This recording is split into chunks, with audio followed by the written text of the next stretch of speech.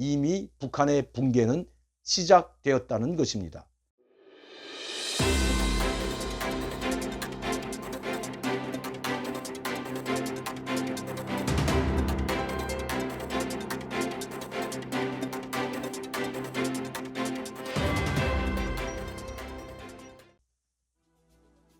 안녕하십니까 여러분, 강명도TV 자유조선을 시작하겠습니다. 정말 북한이 위기인 것만은 틀림이 없는 것 같습니다. 그전에는 보지 못하던 노동신문에 김정은이 당전의 정치국 확대 회의 이후에 연이어 북한의 위험한 소식들을 알리고 있다는 것입니다. 특히 조선노동당 지도 일꾼들, 또 당중앙위원회 부서들, 그리고 사회안전성과 중앙검찰서, 국가보위성까지 거들면서 이렇게 규탄하기는 처음인 것 같습니다. 저는 북한에서 살면서 또 한국에 와서도 북한의 소식을 계속 접하면서도 노동신문 1면이나 2면, 3면에 이렇게 자기들의 치부를 드러내는 것을 처음 보았습니다. 김정은은 북한의 조선노동당 중앙위원회 위원장이라는 이름으로 북한을 통치하고 있습니다. 그리고 이 조선노동당은 바로 북한의 국가와 인민 위에 있는 것이 바로 조선노동당입니다. 이런 조선노동당의 치부가 드러나고 그 해당 부서 일꾼들을 규탄하게 된다면 그만큼 조선노동당의 위신과 지위가 떨어질 수밖에 없는데도 불구하고 김정은은 이번에 혹독하게 당중앙위원회 부서와 일꾼들을 비판했던 것입니다.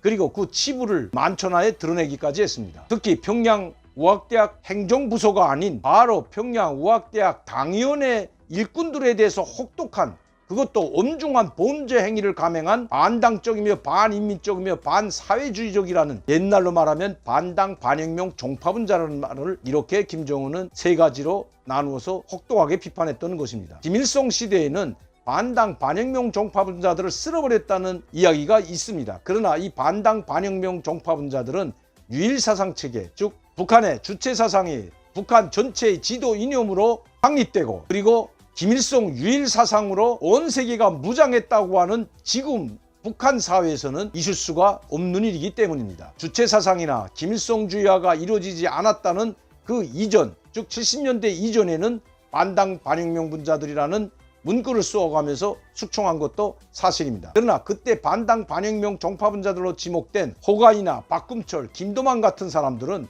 바로 김일성을 노골적으로 비판했던 당 고위 그리고 국가 고위 관료들이었습니다.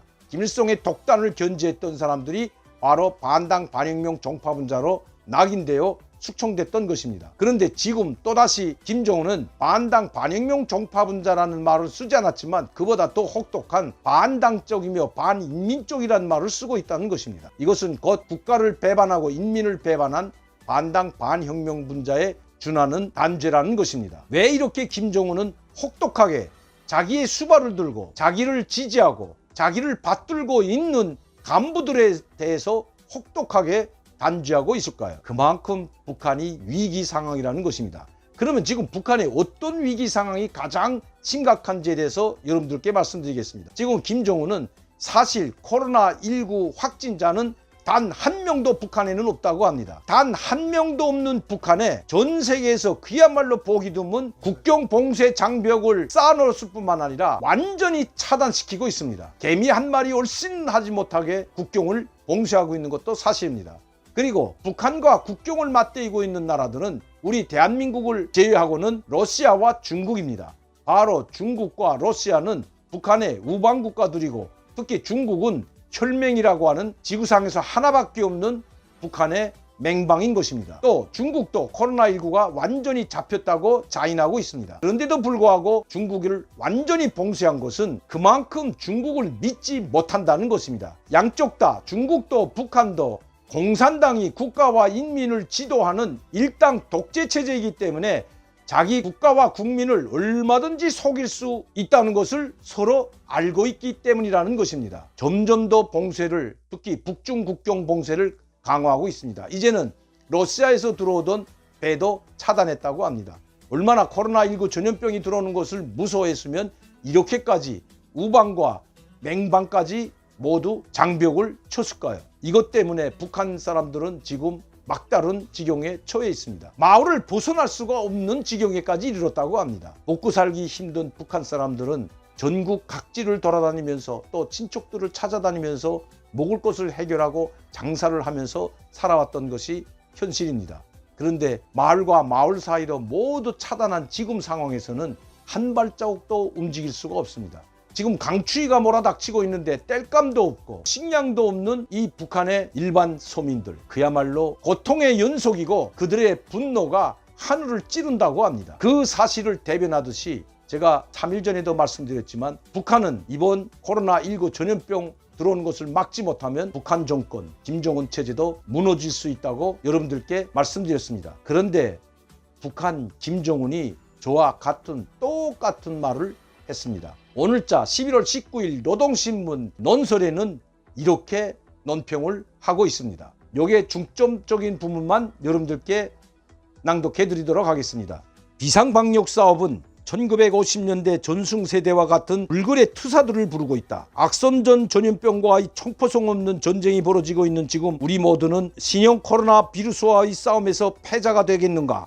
아니면 승자가 되겠는가? 없어도 살 수 있는 물자 때문에 국경 밖을 넘보다가 자식들을 죽이겠는가? 아니면 버티어 견디면서 자식들을 살리겠는가 하는 운명적인 선택 앞에 서 있다. 전승의 역사를 잊으면 피눈물의 역사가 되풀이되듯이 조국 수호 정신으로 살며 투쟁하지 못한다면 조국과 인민의 운명이 무서운 병마에 농락당하게 된다. 코로나19의 확진자가 단 한 명도 없다는 북한에서 이런 무시무시한 말을 쏟아내고 있습니다. 그것도 김정은이 직접 한 이야기를 그대로 논설문으로 해석하고 있다는 것입니다. 여기에서 주목할 것은 1950년도 북한은 6.25 전쟁을 미국과 한국의 침략 전쟁으로 규정하고 있습니다. 그때 침략을 당했을 때처럼 또다시 이 전쟁에서 승리하지 못한다면 우리는 미국과 남조선의 노예로 살게 될 것이라는 것입니다. 이 비상방역 전투도 총포성 없는 전쟁이라고 했습니다. 얼마나 무서웠으면, 얼마나 지금 위기에 처했으면 없어도 살 수 있는 물자 때문에 국경 밖을 넘보다가 자식들을 죽이겠는가 하는 이런 무시무시한 말까지 쓰고 있다는 것입니다.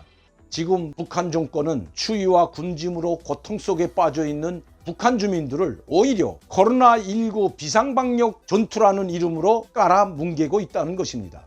북한의 고위 간부들과 지방당 간부들은 부정부패를 일삼고 있을 뿐만 아니라 마약에까지 손대고 있으며 밀수와 밀매 그리고 횡령까지 저지르고 있는 것이 김정은의 이번 정치국 확대위에서 드러난 사실입니다. 북한 주민들은 추위와 굶주림에 고통당하고 간부들은 부정부패와 횡령과 마약 밀매까지 온갖 범죄를 다 저지르고 있는 것이 오늘의 북한의 현실입니다.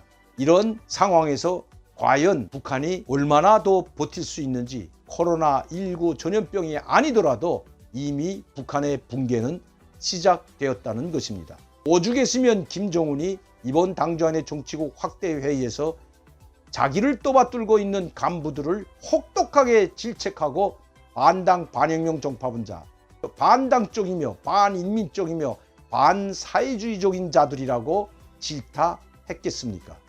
오늘도 강명대TV 자유조선을 시청해 주신 여러분들께 진심으로 감사를 드립니다. 또한 저에게 많은 귀중한 정보를 보내주고 계시는 세계 각국의 동포 여러분들께 진심으로 감사를 드립니다.